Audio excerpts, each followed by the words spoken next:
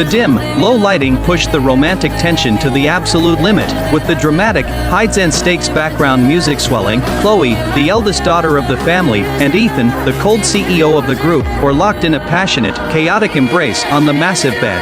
The camera panned over Ethan's toned chest, and the cold glint of the metal necklace around his neck, their heavy breaths intertwined as their fingers dug into each other's shoulders. This sudden storm of passion had locked two total strangers into a bond they could no longer escape. Morning sunlight cut through the sheer curtains, casting a cold light on the messy hotel bed. Chloe slowly opened her eyes, waking up to a pounding hangover and a bruised body, but the moment her exhausted gaze landed on the handsome, yet freezing face next to her, she froze as if struck by lightning. Her eyes widened in absolute shock and disbelief. The man lying right next to her was her secret husband of 3 years, Ethan, a man she had never even met because he lived overseas. Fate had just played the ultimate joke on her. She never in a million years imagined that her first face-to-face meeting with her mysterious husband would happen in a bed like this. The sharp pain from her first intimacy made Chloe gasp. Frowning, she shakily pulled back the blanket. Biting her pale lower lip, she cursed the reckless man in her head for being so rough. While forcing herself to endure the tearing pain, she scrambled to the edge of the bed, grabbed her pink silk robe, and threw it on.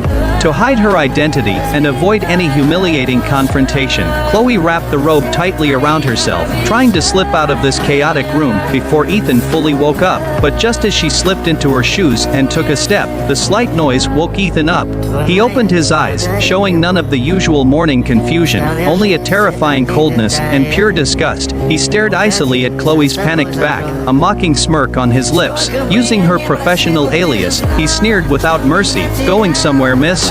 Left so fast, you forgot to take the cash for your services." The insulting words made Chloe tremble all over. She spun around, her face pale, trying to explain it was all a terrible misunderstanding. But Ethan didn't want to hear a single word. He slowly sat up, his bare chest looking rigid and unyielding in the morning sun. Locking his eyes on hers, he pierced her soul with the question, "A misunderstanding? Then tell me, that spiked drink last night, wasn't it carefully planned and handed to me by your own two hands?" Chloe choked on her words, her innocence and frustration trapped in her throat.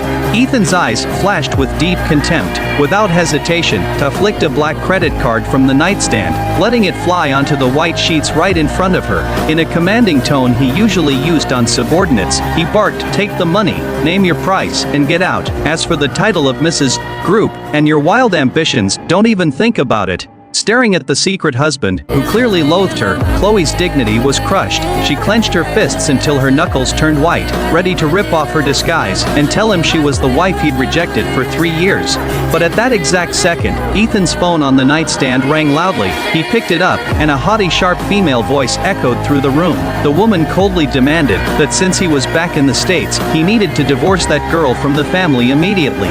The woman on the phone sneered arrogantly, "That girl only saved the old man's life by some freak accident. We already gave them $300 million in funding. Any debt of gratitude has been paid in full. She has no right to keep leeching off our family." Ethan's face grew incredibly dark as he listened. Without even blinking, he gave a cold, sharp agreement, making it clear that he returned to the country solely to get a divorce. Standing at the foot of the bed, Chloe heard every single word. Her body froze like solid ice, and the last spark of hope in her eyes died completely. But fate wasn't done breaking her yet. Her own phone started vibrating violently in the quiet room, showing the caller ID of her biological father, Arthur. The moment she answered, her father asked in a frantic, selfish tone why she had suddenly left the party last night, already calculating if the hundreds and millions dollar deal with Ethan was secured. Listening to her father's aging but greedy voice, Chloe felt a chill run down her spine. She realized with bitter clarity that the drug drink that stole her senses was a trap set by her own father and stepmother. Faced with his daughter's despairing question, the father felt no guilt at all. He casually blamed her stepmother, Sarah, arguing that drinks are just part of doing business, all for the family's future. As her father spoke, the scene flashed back to the family mansion. Her toxic stepmother, Sarah, dressed in dark red lace and dripping in gold, was whispering poison into Arthur's ear like a snake. Sarah smirked with pure calculation, saying, "Just throw Chloe into Ethan's bed. Once she sleeps with the CEO, that $100 million we need is practically ours."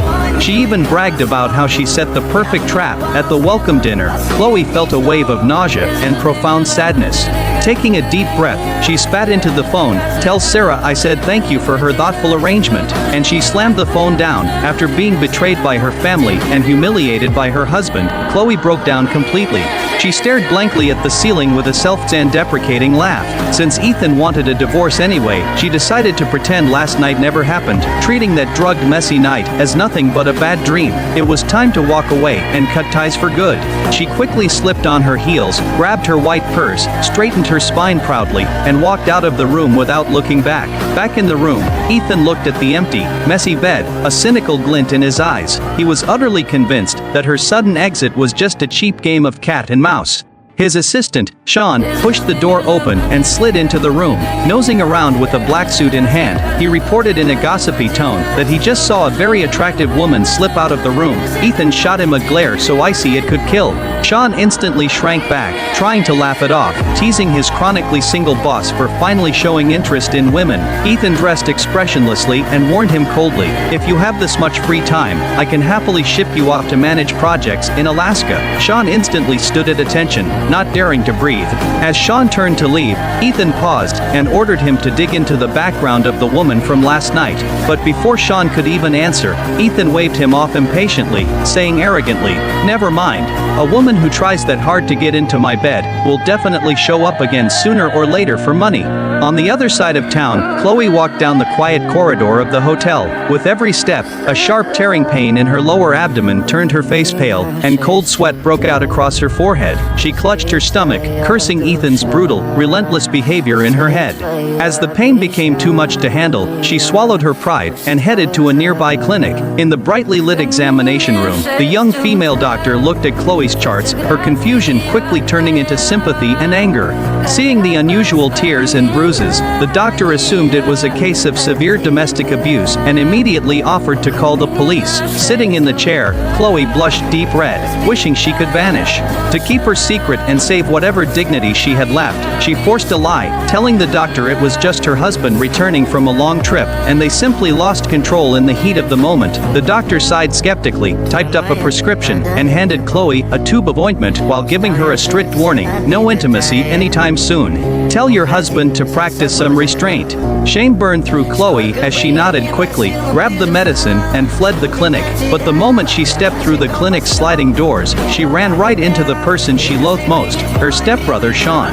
Wearing a casual tee, Sean looked completely sleazy. Seeing the chart in her hand, a vile smirk spread across his face. He made a crude comment about why she was visiting a clinic so young, and reached out his hand, uncomfortably grabbing her shoulder. Disgust flashed in Chloe's eyes. Shaking him off as if he were toxic waste, she warned him coldly, "Keep your hands to yourself. We aren't related by blood, and legally, you're not my family." Sean watched her walk away, letting out a sinister laugh in the hallway. Staring at his palm, he muttered through his teeth, "Running to a clinic like that, and still playing the pure innocent card with me." He smirked darkly, vowing that since her family was on the brink of bankruptcy, she'd come begging on her knees soon enough, and he'd have his turn with her. Chloe returned to her small, lonely apartment. She sat on the edge of the bed, feeling completely numb and hopeless, her fingers trembling as she looked at her cold red marriage certificate. The wind rattled the curtains outside, while her mind vividly replayed the wild events of last night. In a flashback during their most passionate moments, Ethan's eyes were filled with desire, but he wasn't looking at her, he was holding her neck, whispering the name, Claire, over and over again. Chloe closed her eyes, a single tear slipping down her cheek. She finally understood why Ethan wanted a divorce the second he landed. The cold Zen-hearted man already had his unforgettable first love locked in his heart. Before she could process her grief, her bedroom door was kicked open violently. With the sharp click of high heels, her toxic stepmother, Sarah, strutted in with a sneer. Without a word, Sarah snatched the marriage certificate from Chloe's hands and threw it right back into her face, unleashing a torrent of abuse, calling her a useless parasite for failing to secure the funding after 3 years of marriage. Sarah dropped all pretenses, putting her hands on her hips and bragging, "If I hadn't drugged that drink and put you in Ethan's bed, a girl like you would never even get a chance to breathe his air." Faced with this absolute lack of morality, Chloe's defiance finally snapped. She stood up abruptly, fighting back without a shred of fear, locking her icy gaze onto Sarah, her words cut like razor blades. "Cut the act. The family business is failing and trapped in this corner, only because you squandered the $300 million dowry on your blind investments. Hit right where it hurt, Sarah lost her mind in rage, swinging her right hand and slapping Chloe hard across the cheek. The sharp crack echoed through the room. Chloe's head snapped back, her dark hair falling wild. But when she turned back, despite the bright red mark on her pale face, there was no fear in her eyes, only a chilling, lethal glare. Wiping a trace of blood from her lip, she shouted in a terrifyingly cold voice, "Without my birth mother's hard work building this company, there would be no family business, and a cheap mistress like you wouldn't be sitting here enjoying the wealth."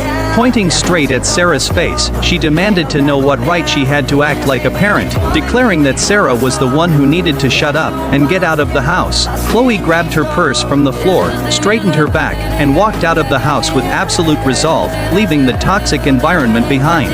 Left alone, Sarah trembled from the sheer weight of Chloe's intensity before breaking into a hysterical tantrum by the window, screaming into the hallway that if her own daughter hadn't fallen critically ill back then, a nobody like Chloe would never have had the chance to marry into wealth. Walking down the dim, narrow stairwell, Chloe's phone buzzed sharply again, flashing the name of her haughty mother in-law, Victoria. Chloe mocked herself with a bitter smile and answered the call. Victoria's voice was rigid, dripping with upper class arrogance, ordering Chloe to get to the estate immediately to sign the divorce papers. Victoria didn't hold back her contempt, stating plainly that Ethan only married her because of the heavy pressure from his dying grandfather. But now that Ethan had full control of the entire conglomerate, everything in the family was under her son's command. Chloe tilted her head back, fighting back tears, and softly agreed to come over. As she hung up and looked at the starry sky, she thought to herself, if Ethan ever found out that the woman he held last night was the wife he despised for 3 years, the great CEO would probably find it more disgusting than swallowing a fly. Meanwhile, in a luxury limousine speeding through the night, Ethan rested with his eyes closed. The scent of fine leather filled the quiet cabin. His assistant, Sean, glanced through the rearview mirror, boldly teasing his boss again.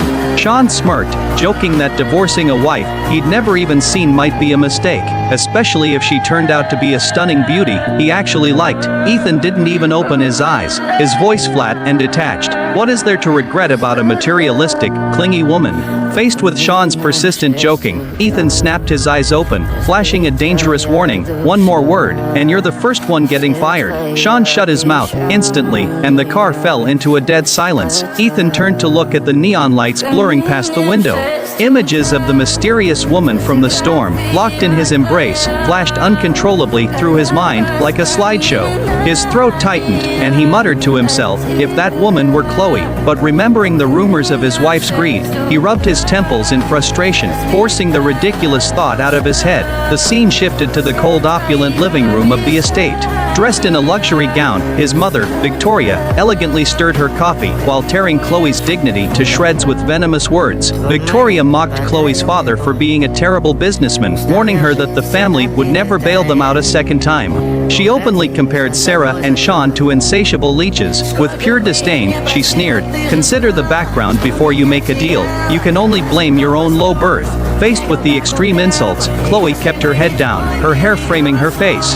Her hands gripped her knees tightly, burying her tears and humiliation deep inside. Finally, she spoke in a flat, almost robotic whisper, accepting her lower status, agreeing that she was beneath Ethan and would sign the papers unconditionally.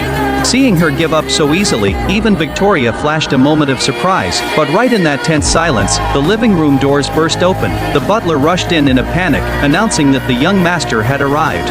Chloe snapped her head up, her eyes a mix of panic, sorrow, and utter despair, and there he was, Ethan, tall, cold, and radiating an overwhelming power, stepping firmly into the room, his dark eyes fixed on the center of the lounge. The scene cut to black right before their gazes could meet, leaving all the tension and mistaken identity locked in a gripping cliffhanger. Look closely, this beautiful woman wrapped in nothing but a single towel is Chloe. Just a second ago, the sleazy thug Vance was clutching her chin, trying to force himself on her, yelling arrogantly, "Go on, go find him. You're dead either way, so just deal with it." Chloe hardened her heart, wrenched herself free from Vance's grip, and bolted down the hotel hallway clutching her towel. But Vance and his men were hot on her heels, cornering her fast. Right at that critical moment, a powerful man in a sharp suit suit walked into view.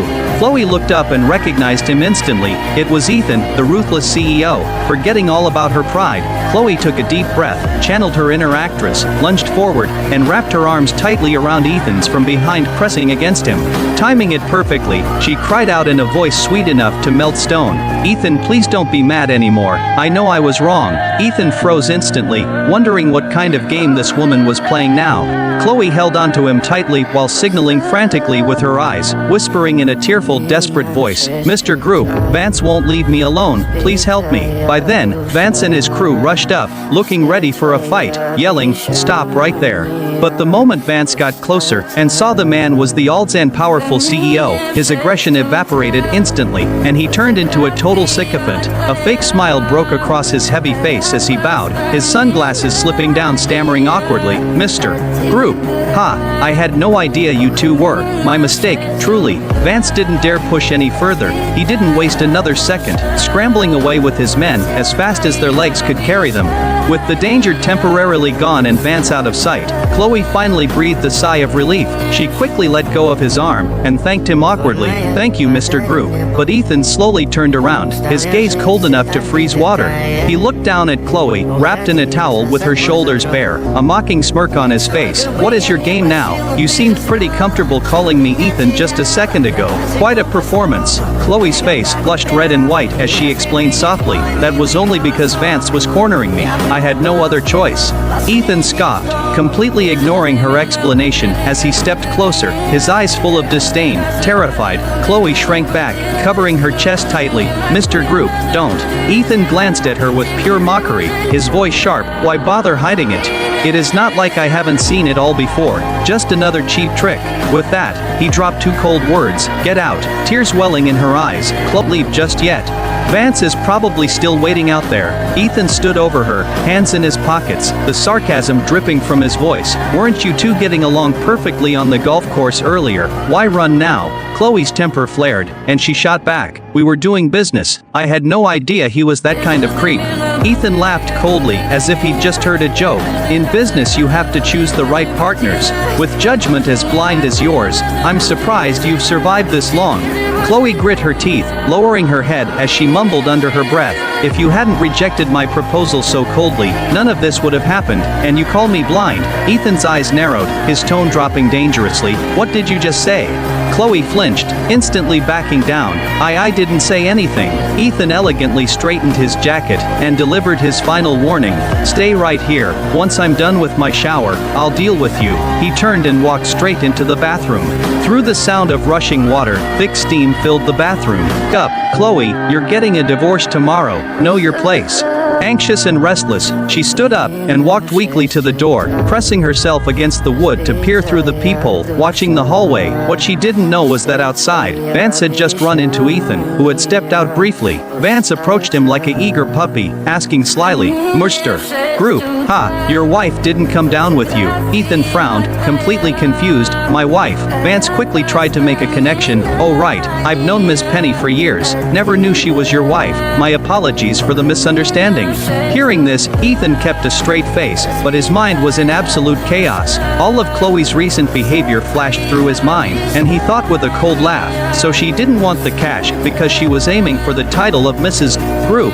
To crush any illusions this woman might have, Ethan turned to Vance and said clearly, "I have absolutely no connection to a woman like that." Vance blinked in surprise, a malicious, satisfied grin slowly spreading across his face. After Ethan walked away, Vance stared down the hallway, growling through his teeth, "Bitch, you played me. You're going to pay for this." He pulled out his phone and immediately began plotting a sinister revenge. Not long after, the scene cut to a clear, sunny day.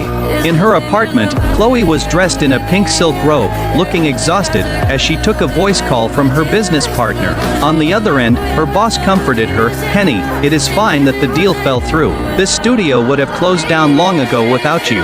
Chloe bit her lip with regret, but her eyes remained determined. Boss, I'll try one more time with Ethan. I'll find a way. Just as she was about to hang up, a loud, aggressive pounding hit her door. Thinking it was a delivery, Chloe opened the door without a second thought. But the moment the door cracked open, two large men in black hats and masks burst inside. Chloe screamed, but before she could call for help, one of them covered her mouth tightly, dragging her away as she fought back wildly. The kidnappers forced Chloe into the elevator. In the dim light, one of them looked at the semi-zen conscious Chloe and swallowed hard, whispering to his partner, "No wonder the boss wanted her. She's gorgeous. Maybe we should have some fun with her before we deliver her." The other guy hit him hard on the head, snapping furiously, "Are you insane?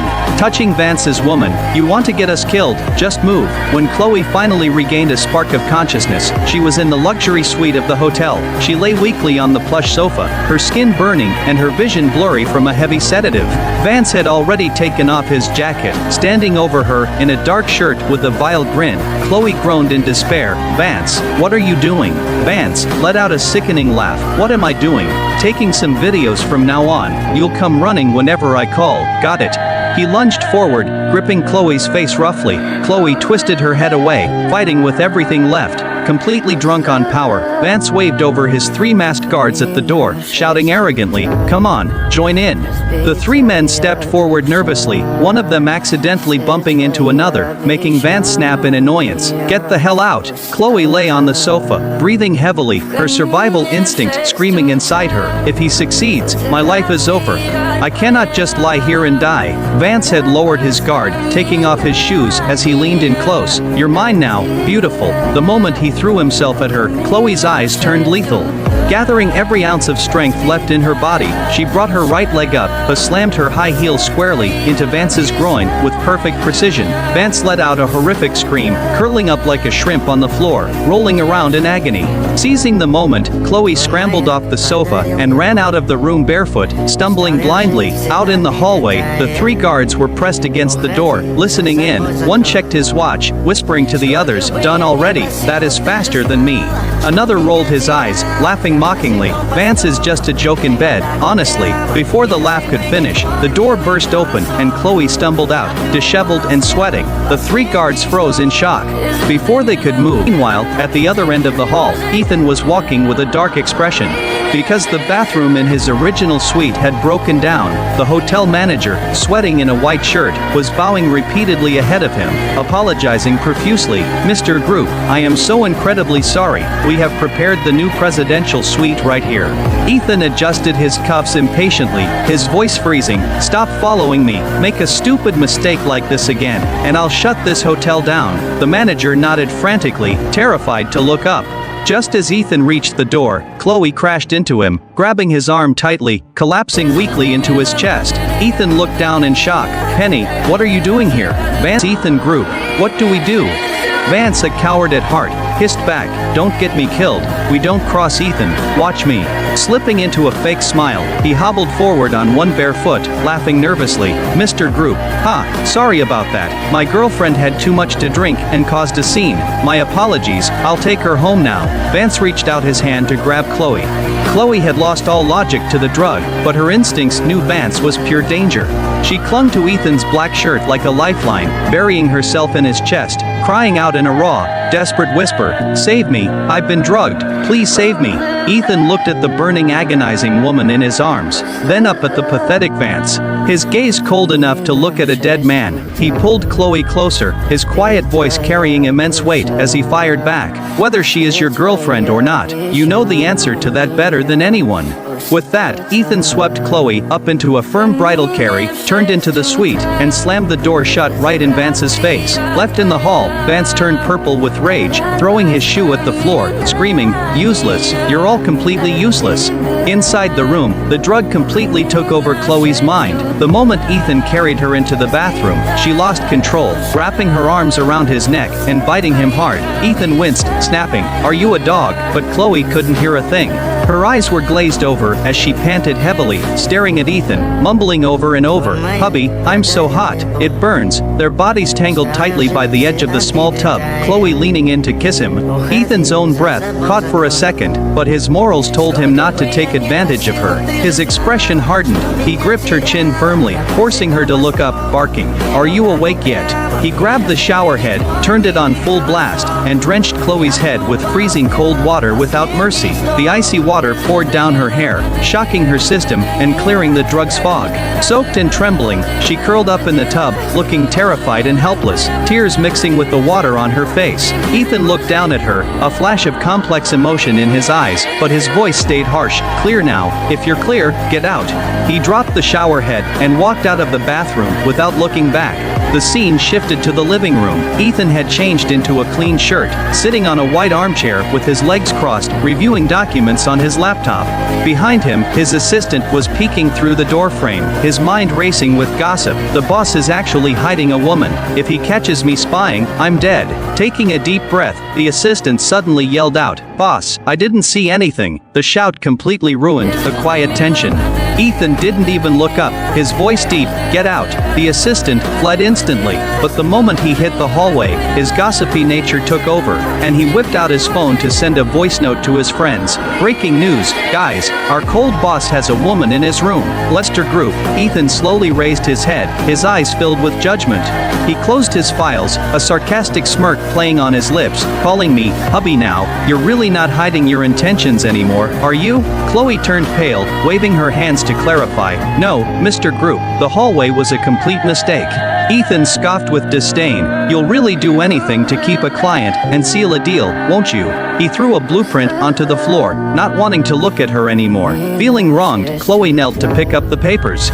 But the moment she saw the Billionaire estate design and her own signature penny at the bottom, she froze as if struck by lightning. She looked from the paper to Ethan in utter disbelief. Ethan noticed her shock and sneered. "What? Don't tell me you know the designer. Is he another one of your clients?" Chloe took a deep breath, her tone shifting to absolute professional confidence. "Mr. Group, I think I need to reintroduce myself. I am Penny, the interior designer. This work belongs to me." Discovering the truth, Ethan was stunned, finally realizing why Lucas had introduced her. Chloe secretly breathed a sigh of relief, thankful he still didn't know she was his estranged wife. To eliminate any suspicion, she fabricated a story, claiming she was happily married to an ordinary, low-earning, but family-oriented software engineer.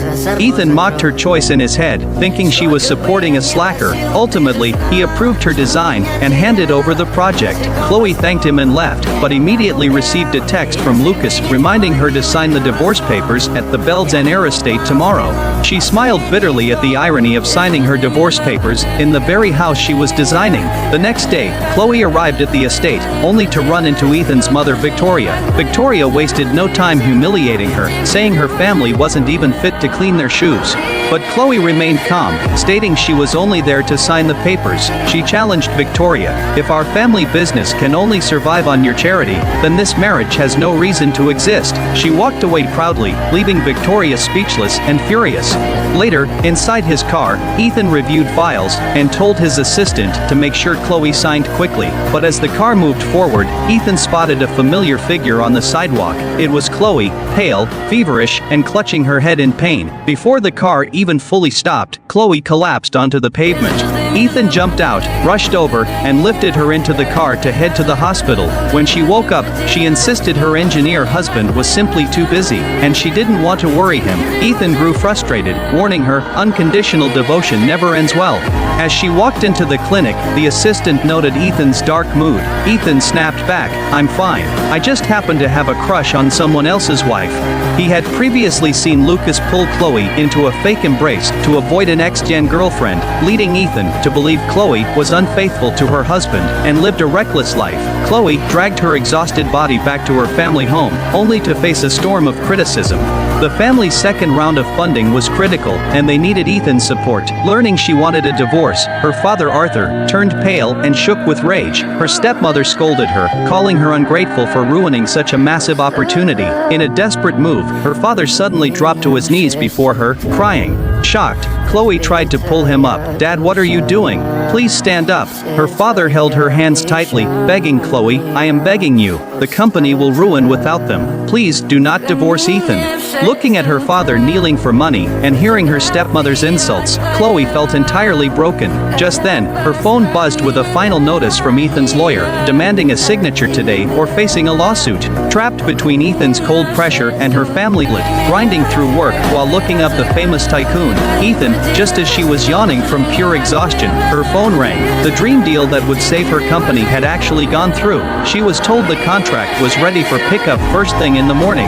But after days of non-stop work, Chloe completely overslept. She woke up with a start and realized it was already 8:50. Panicking, she grabbed her coat and sprinted toward the office like a track star. She burst through the doors gasping for air, only to run straight into Cynthia, her notoriously toxic director. Cynthia immediately crossed her arms and unleashed a wave of insults, accusing Chloe of being a lazy clamberer who only cared about status. Cynthia got so worked up that she actually raised her hand to slap Chloe. Right at that critical second, Ethan appeared out of nowhere. He grabbed Cynthia's wrist with a crushing grip, his face completely frozen as he shielded Chloe behind his back. Clueless and out of her depth, Cynthia didn't recognize the billionaire tycoon. She threw a massive tantrum like a Karen, screaming for security to throw Ethan out of the building. Just then, Logan, the big boss of the company, came running over. The moment he saw Ethan, he immediately bowed and scraped, flashing a sycophantic smile and calling him Mr. Group. The previously arrogant Cynthia froze, as if struck by lightning, her face turning pale. Ethan's expression remained icy as he dropped a cold line, "Your company isn't worth our time," and turned to walk away. Chloe knew very well that without this deal the company was dead. To save the business, she swallowed her pride and stepped up, offering Ethan a humble, genuine apology on behalf of the company. She even offered to buy him dinner at any place of his choosing. Ethan stared at this stubborn woman who was willing to take the fall for others, feeling a strange mix of amusement and curiosity.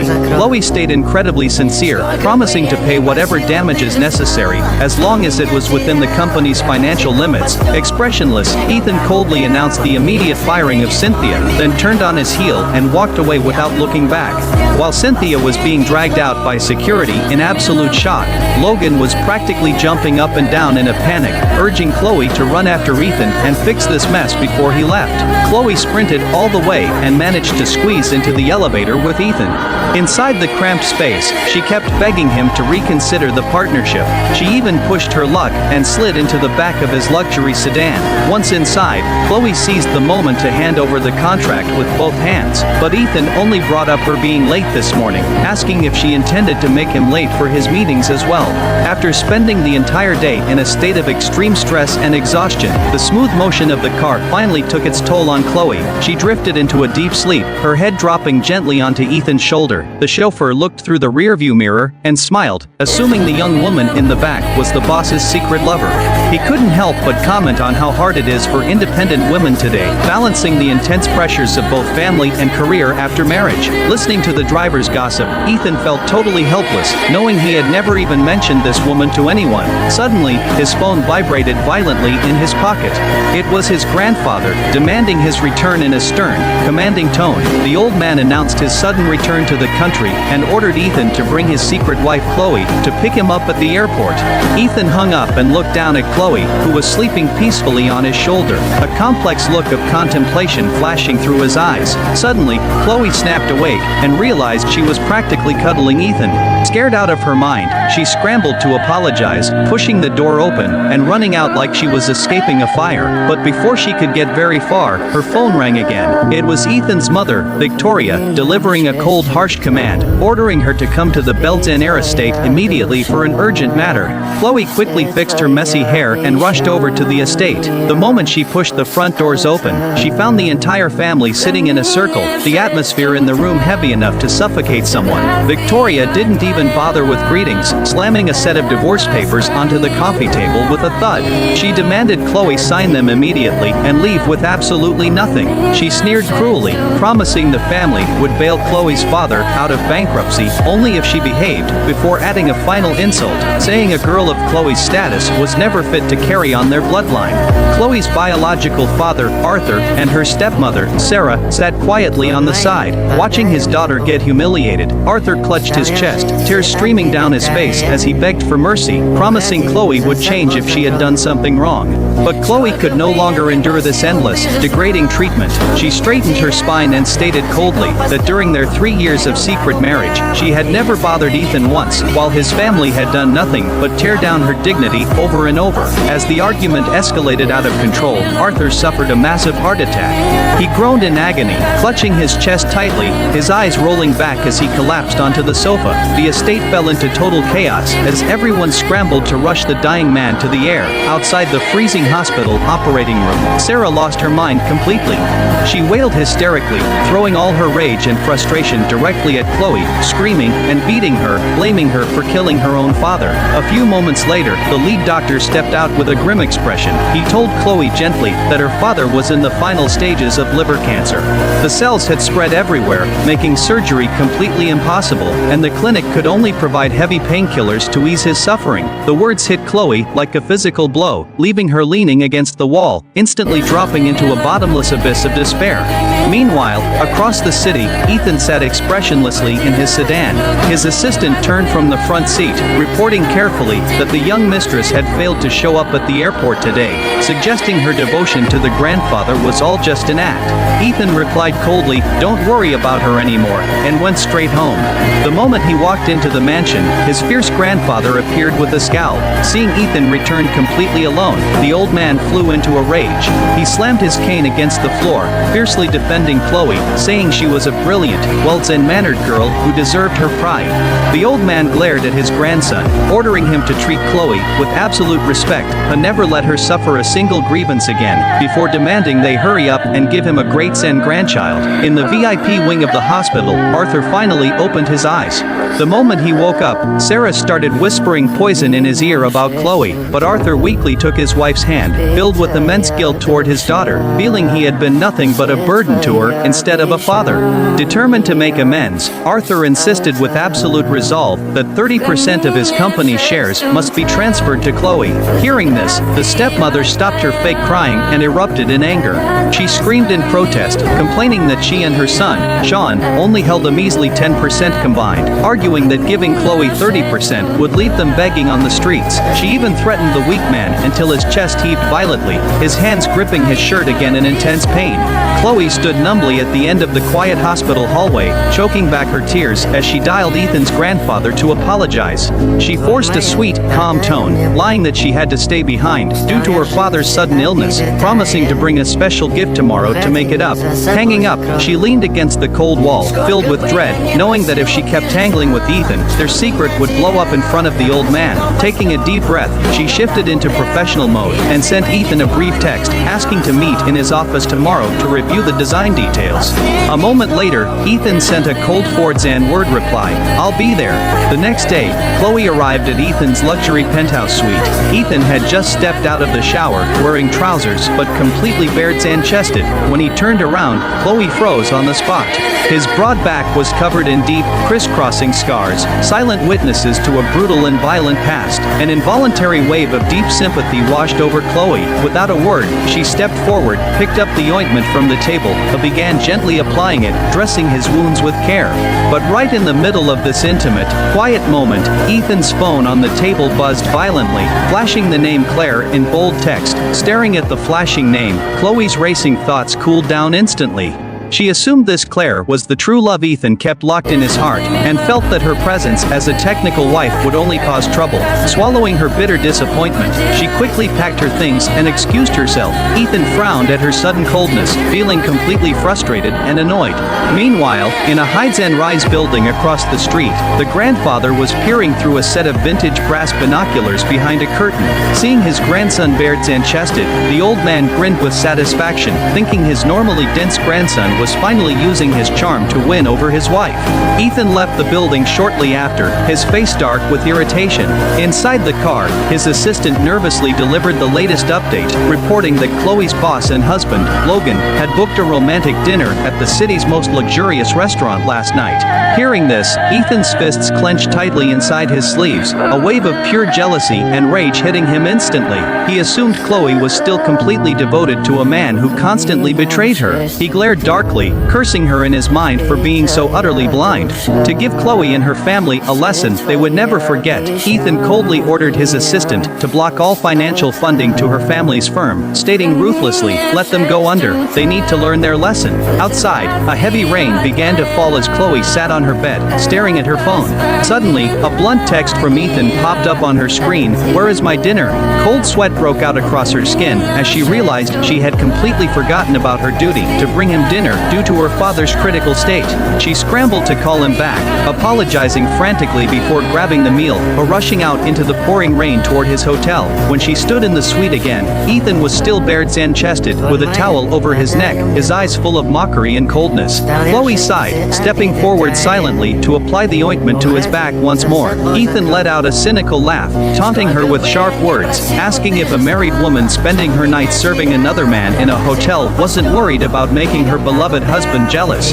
Chloe kept her hand steady despite the insults, replying calmly, "My husband approved, he is a real man." She then added quietly that their arrangement was over, and they were getting a divorce. Hearing the word divorce, Ethan kept a straight face, but inside, he was burning with jealousy. After Chloe left, Ethan sat alone on the sofa, radiating a dangerous aura. His assistant tapped on the door carefully to deliver another update, revealing that her husband, Logan, had booked a luxury suite and a romantic table yesterday, but was currently waiting to meet someone at the restaurant right now. Completely misled by the lack of real information, Ethan was convinced that Chloe had dressed up today solely to meet her cheating husband and give him everything. Jealousy completely shattered his logic, making him want to tear the world apart. Chloe had put on an elegant gray dress, arriving at the Haidzan End restaurant for a client meeting, but the moment she stepped into the lobby, she ran directly into Claire, who was dressed to the nines with massive pink fuzzy earrings. Claire recognized her instantly, stepping forward in her heels to block her path, unleashing a stream of vile insults in public, calling her a loose woman who was caught cheating by her husband and was about to be thrown out on the street. She warned her with pure disgust to stay away from Ethan. Chloe looked at her like she was a clown, completely ignoring the drama, but Doppel walked into her reserved private dining room. Feeling dismissed, Claire let out a malicious smirk and followed her inside. A few moments later, an exhausted Ethan arrived at the room. The previously vicious Claire instantly shifted into an innocent, sweet persona the second he walked in. She clung to Ethan's arm, like an accessory, whining playfully, claiming she came today specifically to meet his family. She then pointed directly at Chloe, launching into a smear campaign, accusing Chloe of having a reckless private life and cheating on her husband. Ethan's expression turned terrifyingly dark, a storm brewing in his eyes. He pulled his arm back sharply, turning to Claire with a deep commanding growl, "If you don't know the truth, keep your mouth shut." But blinded by jealousy, Claire kept screaming and shouting, blatantly screeching in public, she already slept with someone else. Right in the middle of this tense standoff, the heavy doors burst open, but Ethan's powerful grandfather stood at the entrance, his face livid. The old man had heard every single insult from outside the door, furious and shaking, glared at his grandson, spat out one final order through his teeth, "Kneel." Under the shocked stares of the entire staff and guards, the proud billionaire who controlled the business world knelt down without a word of protest. The grandfather raised his heavy wooden cane and brought it down hard on Ethan's shoulder. Tears streamed down the old man's face as he struck him, shouting in agony, "How could you do this to Chloe? Such a devoted girl married you, but you treat her like garbage on the streets." Ethan took the heavy blow, veins popping on his forehead as he grit his teeth against the pain, remaining completely silent, taking the full brunt of his grandfather's fury.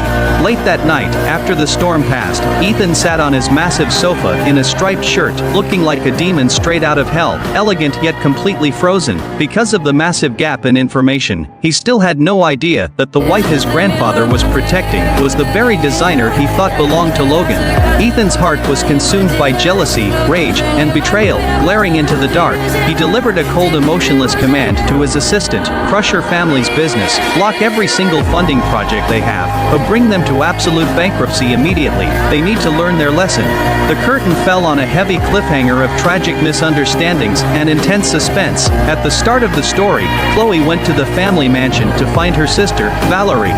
The moment she walked in, her toxic stepmother, Sarah, approached her with a sneer, insulting her, claiming Chloe just got lucky by marrying Ethan in place of a sick Valerie.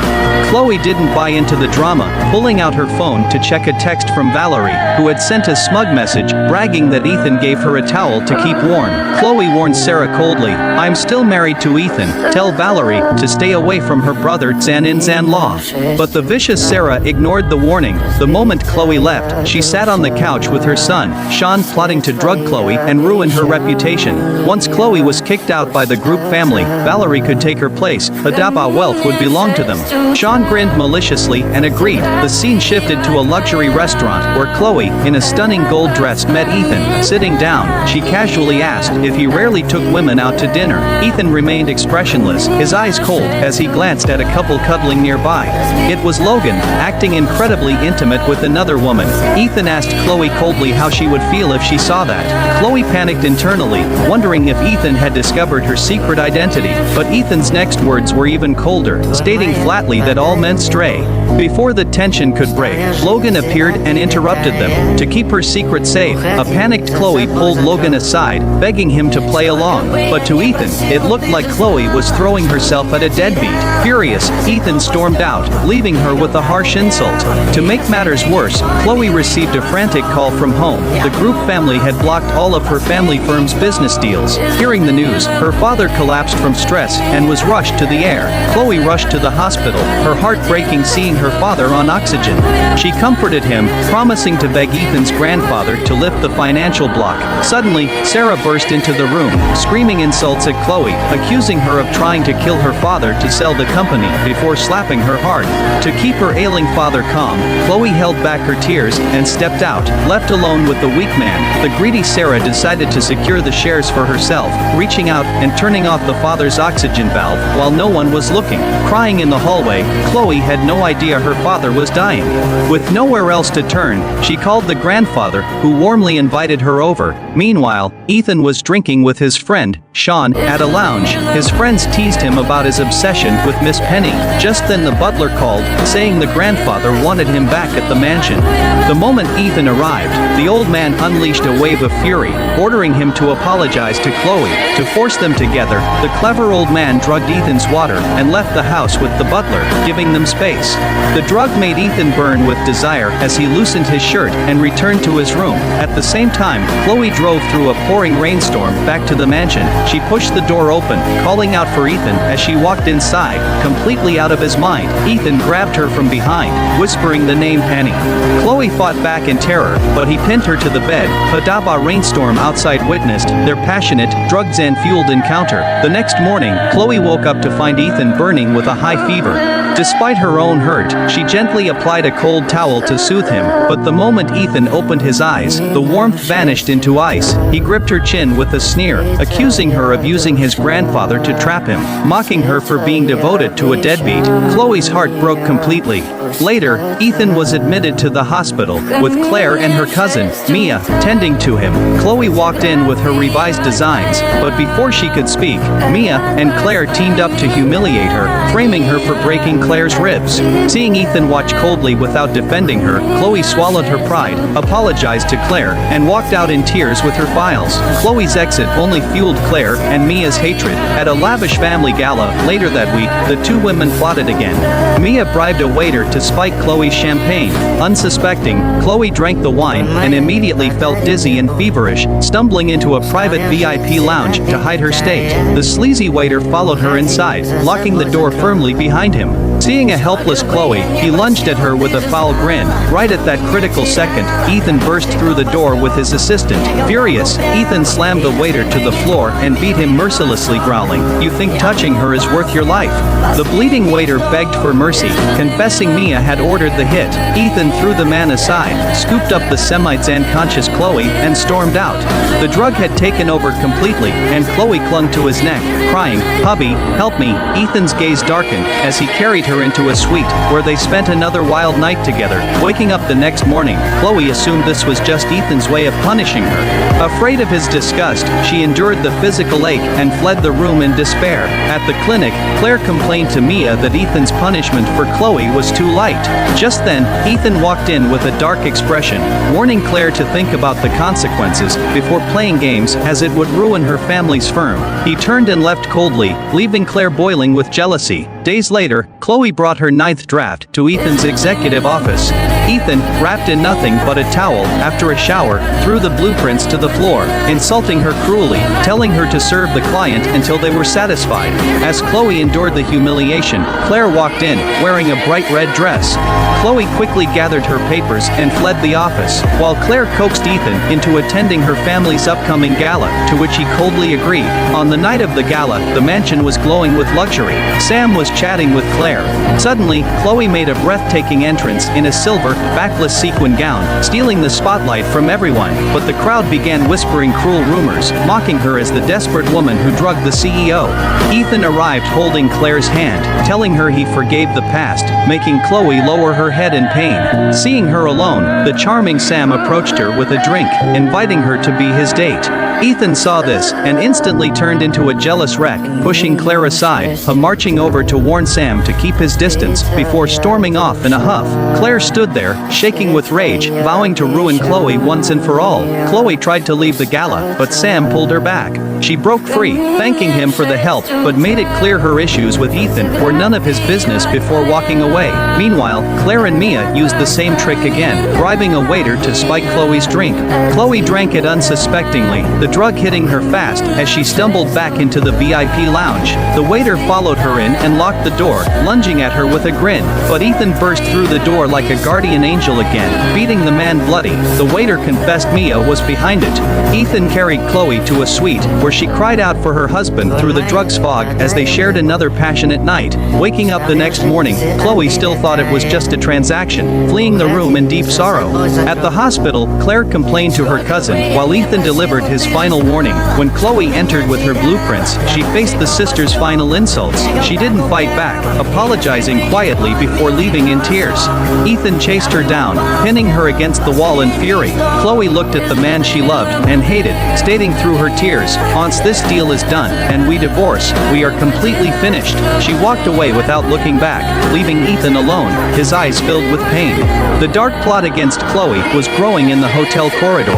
Ethan stepped out of a room, running straight into Chloe and her elegant dress. Mia broke under pressure, muttering a quick apology to Chloe. Chloe left in tears, unaware the sisters were plotting further revenge. Later, Chloe sat alone at a restaurant, trying to find comfort in food, but Ethan and Claire sat right across from her, trying to avoid a fight. Chloe stated calmly that since Claire apologized, the matter was dropped. Ethan grew furious at her detached, businessman-like tone, demanding to know if she had anything else to say. Chloe thought he meant their recent night together, promising she would keep her mouth shut.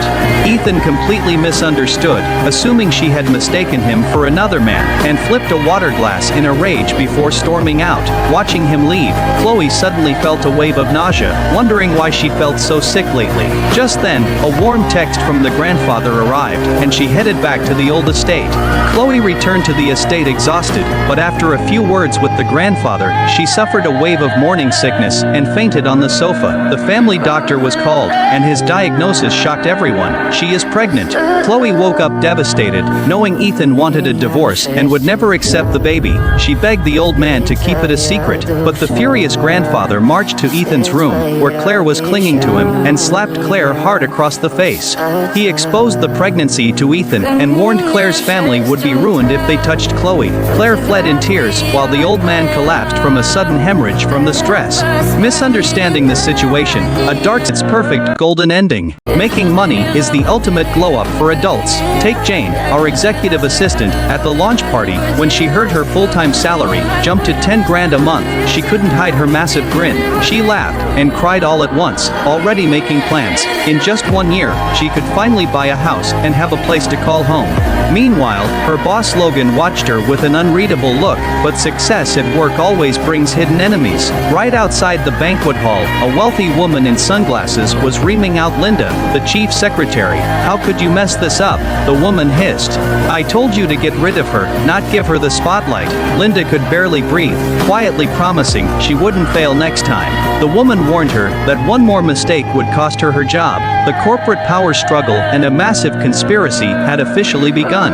Back at the table, everything looked celebratory on the surface. Jane was about to make small talk with Logan, but he dropped a bombshell. He stared her down with sharp eyes. "Have you been to the Grande Hotel in Austin lately?" he asked. Jane's smile completely froze, and her eyes darted away. Was the secret from that crazy night about to come out? Logan had already been looking into it. His buddy texted him saying Jane was spotted at City General Hospital. The moment Logan saw the word hospital, his heart dropped, and he rushed out without even buttoning his coat. Inside the clinic, Jane sat in a daze. The doctor handed her the ultrasound report. "Congratulations, you're 6 weeks along," the doctor said flatly. "Where is your husband?" Jane clutched her purse tightly and looked down, saying she wasn't married. The doctor didn't blink and asked if she wanted to keep it or schedule a procedure. Jane stared at the tiny life on the report, took a deep breath, and grew determined. "I'm keeping it." Walking out, Jane felt completely lost on the leaf-strewn sidewalk. She wrapped her coat tightly around herself as her mind raced. Suddenly, a tall figure blocked her path. She looked up and saw Logan. He acted cool, making up an excuse about just passing by and offering her a ride. The scene flashed back to the party dinner. When Logan questioned her about the Grande Hotel, Jane laughed it off, claiming she couldn't afford a place that fancy. Logan didn't call her out, but smoothly announced that tonight's after party would be right there at the Grande Hotel. Inside the private room, colleagues showered Jane with praise. They credited the launch's success entirely to her, calling her low-key, but incredibly talented. Sitting nearby, Linda looked absolutely miserable. Logan then walked in with his team and commanded authority. "Jane, sit next to me." A coworker proposed a toast to the star of the night. Logan announced to the room. Jane did a great job, so her annual bonus is doubled. A doubled bonus meant tens of thousands of dollars. Jane clenched her fists under the table, thrilled about the cash. The room cheered, except for Linda, who drank silently in pure envy. During the meal, Logan asked who wrote the welcome speech. A coworker admitted a junior staffer wrote it, but noted Jane didn't read that script on stage. The tension in the room instantly spiked. Linda waited for Jane to embarrass herself, but Jane stood up gracefully. "I accidentally grabbed a blank sheet of paper before going up," Jane explained with a smile, "so I had to wing it." An impromptu speech with a blank page that wowed the entire room. Her incredible skills stunned everyone, and Logan looked at her with growing admiration. Just then, a waiter served a traditional pungent fish dish. The moment the strange smell hit her, Jane's face changed, and a wave of nausea forced her to dry heave. Logan immediately turned to her, asking if she was okay. Jane waved it off, saying her stomach was just acting up. But a loudmouth coworker blurted out, "Are you pregnant?" "That's exactly how my sister-in-law started morning sickness," another chimed in, mentioning rumors about Jane dating someone back in May. Jane panicked, insisting it was just her chronic stomach issue.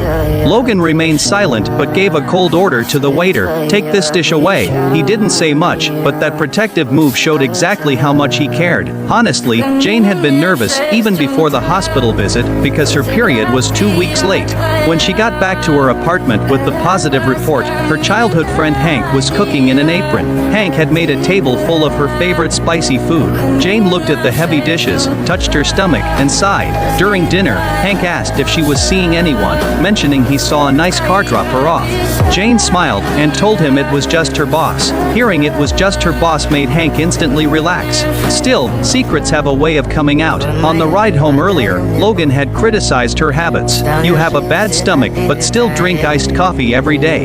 Jane wondered how he knew her routine so well, and Logan proudly said tracking employees was a boss's job. Jane stared out the window, wondering how he would react to the baby, but remembering the rumors about his girlfriend, she kept her mouth shut. The car stopped at the Oak Ridge community, and Jane got out politely. Logan frowned at the neighborhood sign and muttered, "You live here too." Before she left, Logan gave her 2 days off to rest. As Jane walked away, the driver spoke up, "Sir, Chloe also lives in Oak Ridge." Logan's expression turned incredibly serious. He closed his eyes, thought for a moment, and called his assistant. Check the security footage from the Grande Hotel that night. The truth was finally starting to unravel. Back in the apartment, Hank was serving rice while slipping his hand into his pocket. He pulled out a brilliant diamond ring, intending to propose tonight, but before he could speak, Jane said she had news. Hank looked at her lovingly and held out the ring. "Will you let me take care of you? I've loved you for a long time." Jane froze at the confession, but she had to break his heart. She took a deep breath. "Hank, I'm pregnant." The words hit him like a lightning bolt. The diamond ring slipped from his fingers and rolled to the floor. Hank completely broke down, demanding to know who the guy was since she didn't have a boyfriend. Jane admitted she wasn't dating anyone but wanted the baby, preferring to be a single mom without marriage drama. Hank shook with anger, wanting to find the guy and settle the score. Jane held him back and confessed, "Nobody hurt me. I messed up after drinking too much. It was just an accident." Hearing it was an accident made Hank drop his head in total despair. Jane had no idea that Chloe, the woman plotting against her, was getting her nails done in a mansion. Chloe answered Hank's call with pure malice in her eyes. Jane always thought Chloe was the one who saved her from a past fire. She had no clue that the person who risked his life to carry her out was actually Hank. The gears of fate were turning fast. The hotel secret and the stolen savior identity were about to collide because of Logan's investigation. High society grudges are always silent but deadly. At her estate, Logan's mother grew furious over a phone call about Jane. She dismissed her manicurist and called Linda to track Jane's movements. Learning Jane was driving to the next city for business, the mother got her license plate number to set a trap. Meanwhile, Logan kept checking his watch at the office, clearly worried about Jane. He called her demanding to know why she wasn't at work during her time off. Jane was in the parking garage, preparing for the road trip, and Logan decided to go with her. Once inside, Logan complained about the smell of the old car. Jane wasn't used to driving a manual transmission, and the car stalled violently as she started it. Logan told her to get out and took the driver's seat himself. On the highway, Jane insisted she could handle the client alone. "You can't even handle a stick shift," Logan shot back. Soon after, Jane turned pale and felt another wave of nausea. Logan thought she just hated the car smell, but she couldn't take it anymore, forcing them to pull over. Jane threw up on the side of the road while Logan gently patted her back and handed her water. A little girl walked over to offer Jane a tissue, calling her big sister, but when the girl looked at Logan, she called him Mr., which instantly annoyed him. This moment brought up the topic of children. Sitting on a bench, Jane asked Logan if he liked kids. As a businessman, Logan calculated the return on investment, saying raising kids offered no guarantees. Jane argued that parents don't see children as investments and warned him not to be so sure about the future. But Logan coldly stated his family empire would never recognize an illegitimate child. Hearing this broke Jane's heart, and she stormed back to the car in anger. The atmosphere in the car became completely suffocating. Logan tried to break the ice by asking if she was mad. Before she could answer, Jane noticed a red light ahead and screamed. Logan slammed on the brakes, but they were completely unresponsive. The car hurtled down the road out of control. In pure terror, Logan grabbed Jane's hand and told her he was there. As they sped toward a tree, Jane panicked and yelled her deepest secret, "I'm having your baby." A massive crash echoed as the car slammed into the tree, and smoke began to billow. Jane woke up first after the accident. She turned and saw Logan bleeding from his forehead and completely unconscious. Terrified, she ignored her own pain and pulled him out of the wreckage. She held him, sobbing hysterically as she called 911, begging him to stay alive for their baby. At the hospital, the red light above the operating room stayed on. Jane paced the hallway with Logan's blood still on her hands. The doctor finally emerged with grim news, telling her to prepare for the worst. Linda called right then, and Jane broke down completely. The situation grew even worse when a gurney with a white sheet rolled out. The staff said they did everything they could, and Jane assumed it was Logan. She threw herself onto the sheet, crying and promising she would never talk back to him again. Amid her sobbing, a familiar voice called her name from behind. Jane turned around around in shock and saw Logan standing there with a bandaged head. The staff had actually been talking to another grieving family nearby. Relieved, Jane threw herself into Logan's arms, holding him tightly. Later, in the hospital room, Logan questioned her intense reaction. "Did my safety really matter that much to you?" Jane immediately got defensive, claiming she only worried because a fatal business trip would ruin her career. Logan's eyes dimmed, realizing she was pulling away again. But Jane knew the truth. She asked why he steered the car so the driver's side took the impact. Logan looked away and lied, saying he didn't think about it. In that split second, he had instinctively given her the chance to survive. To hide her emotions, Jane left to buy a change of clothes. Logan then received a call confirming the hotel footage was recovered. The entire accident had been orchestrated by Logan's mother. At her mansion, the mother thought she had handled the problem, but a call from Linda shocked her with the news that Jane and the baby were fine. Furious, she decided to change her strategy. She put on a sharp purple suit and sunglasses to head to the hospital. Meeting Jane in the hallway, the mother instantly put on an act of deep concern. She brought up the time she supposedly saved Jane from a gas leak to guilt her. Jane accepted the soup out of respect for the past. The mother casually asked about the father of the baby. Then she tried to convince Jane to terminate the pregnancy, listing the struggles of being a single mother, but Jane remained firm, touching her stomach and stating she would raise the child alone. Seeing her resolve, the mother smiled and offered to be the godmother. She hugged Jane tightly, but her expression turned incredibly dark behind Jane's back. The danger surrounding the family was only getting started. In the hallway, Chloe sat with Jane, asking about her personal life. Jane smiled and lied, saying everything was fine but her partner was just busy. Jane then excused herself to take the food container into Logan's room. The moment she turned around, Chloe's smile vanished into a cold stare. Inside, Logan looked at the 3 meals Jane brought and complained. Jane encouraged him to eat, mentioning the best food is always at casual diners rather than fancy spots. She noted she used to go to those spots with Hank all the time. Hearing Hank's name made Logan's face darken instantly, and he refused to eat more. Late that night, Jane fell asleep in the chair by the bed. Logan quietly sat up, looked at her, and put his jacket over her shoulders. He leaned down and kissed her deeply. Jane woke up in a panic, pushed him away, and ran into the restroom to splash cold water on her face. She reminded herself that he already had a girlfriend. Outside, his assistant reported that the hotel footage had been overwritten, making it impossible to identify the woman. The next day, Luke ran into Jane and offered to buy her a new phone since hers was cracked. Logan intercepted them coldly, claiming the company would provide new iPhones at the annual party. Back in the room, Jane asked where Logan bought his casual clothes since he usually wore custom suits. Logan admitted he bought them at a cheap shop outside, and he actually preferred them. Later, Luke bragged to Logan about a green vest Jane gave him as a gift. Logan mocked the vest, calling it ugly. When Luke asked why Jane bought Logan clothes too, Logan smiled and noted his outfit only cost $20. The two friends were openly competing over Jane's attention. Later on, Chloe slipped into Logan's bathroom while he was getting ready to shower. She hugged him from behind, in a red nightgown, crying and professing her love. She begged him to be with her just like that night at the hotel. Logan coldly pushed her away onto the floor. He warned her never to cross the line again, threatening to throw her out of the estate. Chloe apologized through tears, but her eyes filled with hatred for Jane once she stepped outside. Back at the office, Logan found Jane's pregnancy report on his desk. He slammed it down, demanding to know if the baby belonged to Hank or Luke. Jane fought back tears, calling it her private business. In a fit of rage, Logan insulted her character and her personal life. Unable to take the humiliation, Jane slapped him hard across the face. Fired from her job, Jane went home and comforted her stomach, promising the baby she would find a way. Chloe then arrived with expensive prenatal supplements, pretending to be a supportive friend. Jane cried on her shoulder, worried about surviving without a job. Chloe comforted her, saying she and Hank would help, but as Chloe turned to organize the bottles, a sinister look flashed across her face. The next morning, Jane had a massive argument with Logan right in his office. She told him her life was none of his business, and told him to fix his own messy relationships. First, Logan was furious, but Jane threw down her resignation letter and walked out. A coworker overheard the fight and immediately called Chloe to gossip.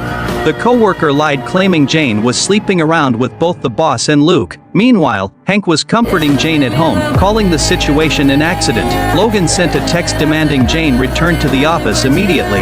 Jane wanted to ignore it, but Hank reminded her that the father deserved answers and drove her over. Chloe also headed out after learning Logan was drinking away his frustrations at a club. On the way, Jane suddenly clutched her stomach in severe pain.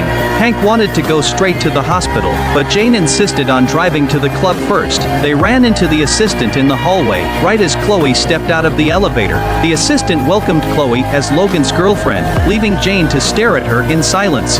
Inside the private room, Logan was drinking heavily, while Luke tried to comfort him. Luke joked about taking Jane off his hands if he didn't want her. Logan slammed the table and told him to shut up. Luke pointed out that true love means accepting someone's past, which only made Logan storm out.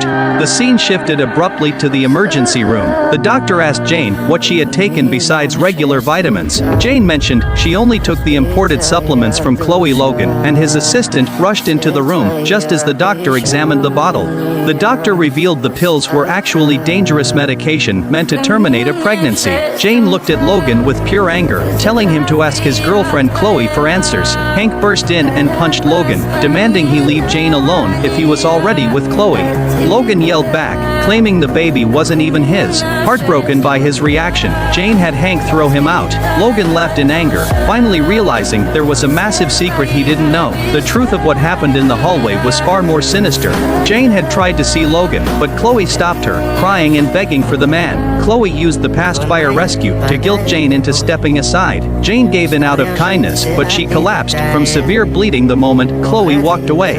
Logan found Jane on the floor and panicked, carrying her to the car while Hank followed in shock. Chloe watched them leave with a twisted smile, believing she had finally won. In the car, Logan held an unconscious Jane and wept. He realized he didn't care about the baby's father anymore, as long as she survived. He ordered his assistant to get the best specialists in the city, but the doctor's final diagnosis stunned everyone. Jane had never been pregnant. The bleeding was just a severe reaction to the medication Chloe gave her. The setup was clear. Chloe had visited Jane days ago, tricking her into taking the pill by claiming it was good for the baby. Jane trusted her completely, unaware of the malice behind the gesture. Chloe wanted the threat gone, never realizing the pregnancy was a complete misunderstanding from the start. Logan had assumed the pregnancy was real after seeing the initial clinic visit and hearing Jane's frantic confession before the crash. Luke had also seen the texts on Logan's phone and decided to push his friend to face his feelings. And Hank only thought Logan was the father because Jane had repeated the rumor to him right before she collapsed. The entire web of lies and accidents was finally laid bare at the hospital. An old bathroom accident gave Chloe her perfect chance. Hank had worried about the boundary between men and women. He feared Jane would feel awkward when she woke up, so he told Chloe to pretend she was the one who saved Jane, but that so-called best friend didn't feel any gratitude. She just stole credit for saving Jane's life. Cut to the hospital room where the tension was high. Logan was furious when he finally learned the truth. He grabbed Hank by the collar and yelled at him. He was mad Hank had seen Jane without her clothes. His assistant rushed over to hold him back. Meanwhile, Jane felt completely heartbroken in her bed. She finally realized Chloe had never actually saved her. Chloe never even saw her as a sister or a friend. It had all been a complete lie from the start. Hank saw how sad she was and stepped up. He promised he would always be there for her. That sweet promise brought warmth back to Jane's heart. But Chloe's wicked plans went way deeper than that. Logan brought up the car accident outside the city. Jane immediately remembered the failed brakes. How could an outsider like Chloe know her schedule? How did she know exactly which car Jane was driving? Logan was sure there was a mole in the company. He held Jane's bruised hand with deep regret. She tried to kill you, so I'll destroy her, he vowed. But Jane didn't want him to ruin his life over a snake. She told Logan she had a perfect plan for jail time, but it required Logan to play along with her. To make Chloe lower her guard, Logan stopped her. He caught her outside as she packed her bags to leave. He pretended to be completely heartbroken and angry. He demanded to know why she hid her past with Jane. He also asked about the baby she claimed to have. Chloe panicked and said she was just afraid of losing him.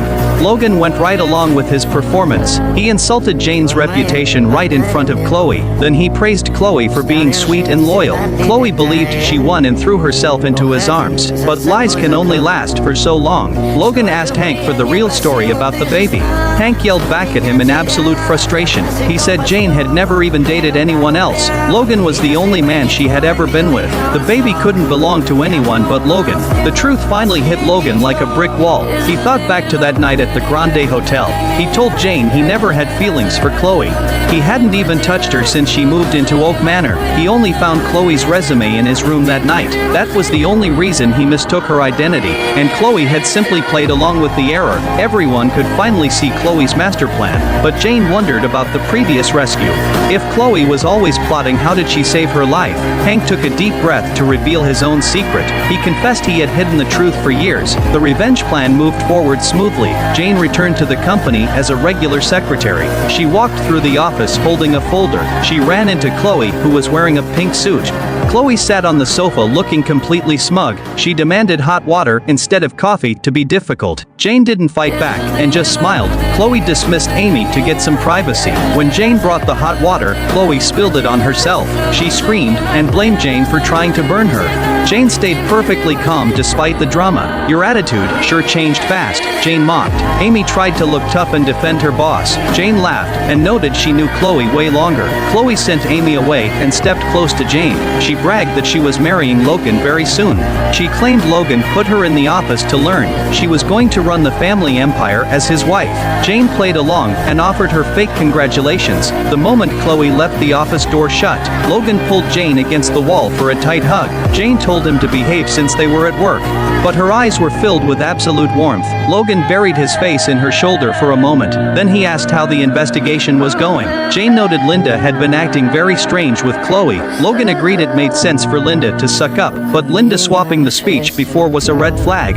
They needed to find out what she was hiding. Jane gasped loudly when she heard about the speech. Her shout caught the attention of the office gossips. The employees were trying to peek through the glass. Logan reacted quickly and covered her mouth. He whispered for her to play along with the act. Jane immediately understood and apologized loudly. She promised her boss she would redo the project. The little performance successfully fooled the staff. Meanwhile, Chloe was still dreaming about Logan's words. The night before, Logan told her he cared deeply. He promised to give her a high position tomorrow. He wanted her to help manage the family assets. Chloe was thrilled to climb the social ladder. She had no idea she was walking into a trap. The next day, Jane walked down the hallway. The staff whispered about the rumors Chloe spread. They claimed Jane's baby belonged to some random guy. They said she was trash and Logan had dumped her. Then Chloe walked by in sunglasses like a queen. Amy followed her around with constant compliments. Chloe sat down and saw Jane passing by her desk. She ordered Jane to make her a coffee right away. Jane just smiled at the petty insult and walked off. In private, Jane had already acted weak to Chloe. She pretended she was totally done with Logan. She claimed she just wanted to keep her job. Chloe did exactly what they expected her to do. She ripped off Jane's badge and told her to know her place. Just as Chloe thought she had won, Logan walked out. He coldly ordered Jane into his office. The gossips thought Jane was getting fired. They all crowded around to watch the drama unfold, but the moment the door shut, Logan hugged her tight. The powerful CEO looked completely exhausted. He rested his head on her shoulder and sighed. When will this annoying show finally end? He asked. The real hunters always look like the prey. Chloe's final reckoning was about to begin. Logan sat in his car with a cold smile. He looked at the picture of the necklace in his hand. He handed it to his assistant with an order. Go buy an identical necklace right now, he said. Since Chloe thought she fooled everyone, they would play along. They were going to give her a show she wouldn't forget. The scene shifted to a romantic candlelit dinner. Jane was wearing the $2 million necklace. She joked that she bought it at a flea market. She told Logan it only cost her a few bucks. She was amazed at how real the replica looked. Logan smiled at her and told her to look closer. Jane took it off and checked the back of the clasp. There, a initials were beautifully engraved right there. But things didn't stay quiet at the office for long. Chloe walked into the workplace, with Linda following her. Linda was loudly praising her luxury necklace. She said the piece perfectly suited a future wife. Chloe then noticed Jane working quietly at her desk. She walked over to start some trouble. She mocked Jane for being vain with a fake necklace. Jane didn't look up and asked how she knew it was fake. Linda snapped and defended her boss instantly. Logan bought this unique piece for Chloe, she snapped. There is only one real necklace in the city. Jane just smiled a very meaningful smile. She stood up slowly and looked Chloe in the eye. Chloe started to feel nervous under her gaze. Linda tried to protect her boss and grabbed Jane. She ripped the necklace right off Jane's neck. The expensive jewelry hit the floor with a loud snap. The real diamonds shattered and rolled everywhere. Jane froze in shock at the absolute mess. She knelt down right away to gather the pieces. But Chloe didn't feel sorry at all. You don't deserve to wear nice things, Chloe sneered. She walked away proudly with Linda right behind her. Linda spat on the ground and insulted Jane one last time. But bad people always get what they deserve. The turnaround came faster than anyone expected. Linda was called into Logan's office right after Logan sat at his desk looking incredibly angry. Linda walked in with a fake smile expecting good news. Logan handed her a document with just a few words. Pack your bags because you're fired, he said. Linda completely panicked at the sudden news. She cornered Chloe in a quiet stairwell. She pushed Chloe against the wall in a rage. She demanded to know if Chloe was dumping her. Chloe was terrified and asked what was wrong. Linda screamed that Logan fired her over the necklace. She brought up all the illegal things they did. She noted Chloe ordered her to get rid of Jane. She even mentioned cutting the brakes on Jane's car. Linda warned her not to back out now. If she went down, Chloe was going down too. But they had no idea Jane was right behind the door. She recorded the entire confession on her phone. That night Logan watched the video by the window. The dark truth was finally fully exposed. Jane was furious and wanted to call the cops, but Logan gently placed a hand on her shoulder. He told her that jail was too easy for them. He promised to make them pay for hurting her. Since they loved attention, they would get it. He planned a special moment for the annual party. Meanwhile, Chloe was clueless at her house. She wore a sexy red robe and dreamed of her future. Logan told her he would make an announcement soon. He promised to introduce her as his wife to the media. Chloe was so excited, she hugged him tight. After he left, she smiled a wicked smile on the couch. You'll watch me take everything, she muttered about Jane. The night of the big party finally arrived. Chloe wore a luxury red dress in the dressing room. Linda kept telling her she would be the star tonight. Chloe walked into the ballroom with total confidence. She truly believed she was the main event. Then the main doors opened slowly once more. Jane walked in wearing a stunning silver gown. She looked absolutely breathtaking, like a goddess. She instantly became the center of attention. The crowd gasped, and cameras flashed non-stop. Chloe's face turned completely dark with rage. She marched over and asked why Jane was there. Linda joined in to call Jane shameless for crashing. Jane just smiled and admitted she came to steal the spotlight. Chloe was so angry she raised her hand to strike, but Jane caught her wrist in a tight grip. She reminded Chloe that the media was watching. Before Chloe could react, the crowd started cheering. Logan arrived with a group of guards behind him. Chloe immediately put on a sweet smile for him. Logan walked to the front and raised his glass. He announced he had a personal matter to share. He wanted to introduce his girlfriend to the world. Chloe looked at Jane with pure arrogance. She believed she had won the billionaire life, but Logan walked right past Chloe without a glance. He stopped in front of Jane and took her hand. My girlfriend is my secretary Jane, he announced. The room erupted, and cameras focused on them. Chloe and Linda froze on stage in total shock. Chloe lost her mind and screamed at Logan. She demanded to know what happened to their deal. Logan looked at her like she was crazy. Right, I almost forgot to share your true title, he said. You are an attempted murderer. The massive screen in the hall lit up right then. It played the video from the stairwell. The crowd heard Chloe admit to cutting the brakes. The reporters began taking photos like crazy. Chloe panicked and tried to cover the cameras. Logan didn't give her a single second to breathe. He waved his hand and had the guards call the cops. Chloe realized they had been acting the whole time. She fell to the floor and grabbed Jane's dress. She begged for mercy using their childhood bond. She even mentioned saving Jane's life in the past. Jane turned furious at the mention of the rescue. She threw Chloe off and scolded her severely. Chloe completely snapped and started screaming. She blamed Hank for keeping the secret back then. She said Hank Hank loved Jane but never confessed. Hank saved Jane but let Chloe take the credit. She claimed she was just trying to help him out. Jane couldn't stand her lies any longer. She slapped Chloe hard across the face. Logan watched coldly and delivered a final warning. "Be glad Jane is safe, or you'd go to hell," he said. Chloe was dragged away by security in disgrace. She was finally going to face the law. Chloe sat on the floor crying in deep frustration. She screamed at Jane, asking what she did wrong. It was a total breakdown of a fake friendship. Chloe called Jane a hypocrite for using her. She claimed Jane always made her look bad. She felt like an invisible shadow for years. She accused Jane of acting superior all the time. Jane finally lost her patience with the complaints. She asked if Chloe really viewed her that way. "You complain about my degree and job," Jane said. "But where were you when Hank and I studied all night? Where were you when we worked hard for tuition?" Jane exposed the bitter truth to her face. "We started at the exact same place," Jane noted. "Nobody left you behind except yourself." Those words left Chloe completely speechless, but then Chloe lost her mind completely. She screamed that Jane ruined her life and attacked. She lunged forward to choke Jane like a maniac. Logan stepped in quickly and threw her aside. Chloe crashed hard onto the cold floor. Reporters immediately swarmed to take photos. Logan checked to see if Jane was all right.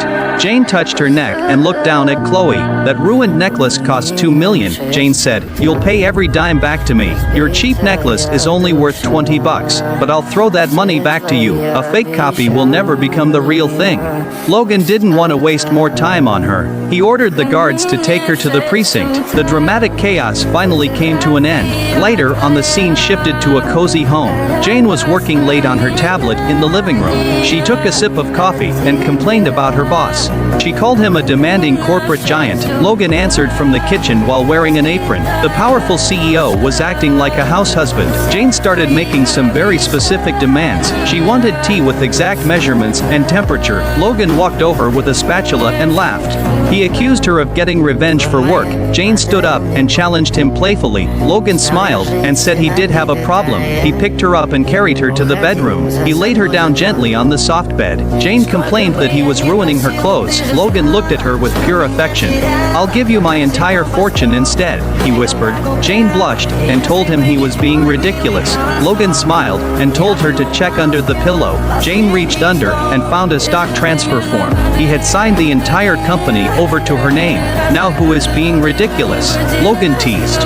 "You are the real boss of my life from now on." Then his playful smile turned very serious. He called her by her name and looked into her eyes. "Jane, will you marry me?" he asked softly. Jane looked at the man who gave her everything. With tears of joy in her eyes, she smiled. "Yes, I will," she whispered. They shared a deep embrace. Eleanor was chatting with Chloe and Nora in the living room. Chloe thought Nora was only after the family fortune and made a sharp, nasty comment. Eleanor snapped at Huff. Nora quickly waved goodbye to Grandma and chased after him. Meanwhile, his older brother Julian updated Grandma on a new surgical plan, but Ethan remained stubborn, firmly refusing any treatment. Grandma sighed, pinning her last hope on Nora to change Ethan's mind. That night, a romantic ambience filled the bedroom. Nora changed into pink pajamas, crept up to a sleeping Ethan, and admired his handsome face. Ethan slowly opened his eyes and tiredly called her name. Nora smirked, leaning over him, and seductively asked if he wanted to put his words into action. Before Ethan could react, Nora pressed her warm lips against his. The sudden kiss completely caught the usually cold Ethan off guard. Seeing his panic, Nora teased him, asking if this was his very first time. His claimed her uncle did not love Nora at all, and that his true love was Daisy. In a high school flashback, Ethan was once a vibrant star on the basketball court. After every game, his childhood friend Daisy would thoughtfully hand him a bottle of water. To everyone else, they were a perfect match. Back in reality, Nora walked up behind Ethan while he was reading in the study. Without even looking up, Ethan coldly told Nora to move into the guest house starting today. As he looked up at Nora's gentle gaze, the ice between them began to melt. Ever since Ethan's accident left him paralyzed 2 years ago, his temper had become volatile, driving other socialites away. Only Nora, who was living abroad, immediately booked a flight home to marry him the moment she heard the news. Lily recalled high school Ethan, who was not only incredibly handsome but also the top science student in the city, held the umbrella over her head to block the snow and gently reached out his hand. That boy was a young Ethan. To Nora, Ethan was the only light in her dark youth, and his rescue back then saved saved her life. Back at the dinner table, Nora praised the delicious shrimp cooked by the chef.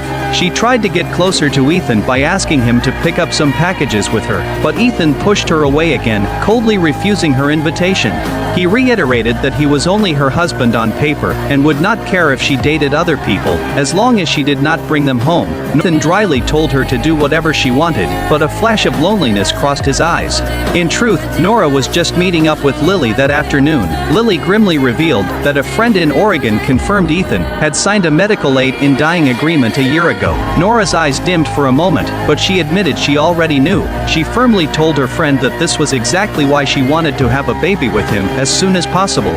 She wanted to preserve his incredible genes and leave herself with a real piece of family. Deeply moved, Lily mysteriously promised to mail her a special honeymoon gift package to help her win Ethan over. Late, after a difficult journey, Nora pulled over to the side of the road.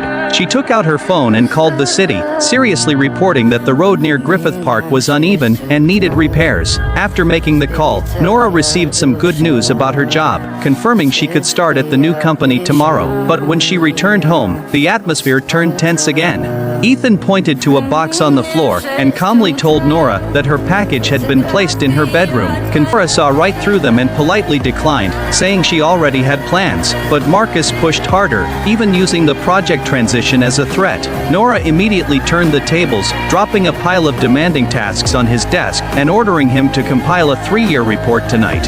Watching Marcus instantly choke on his words, Nora turned on her heels and elegantly walked out. On her way out, a gossiping coworker loudly rumored that she only got her position through inappropriate connections. Daisy immediately opened fire, proudly announcing she was Ethan's ex-girlfriend and flaunting their past.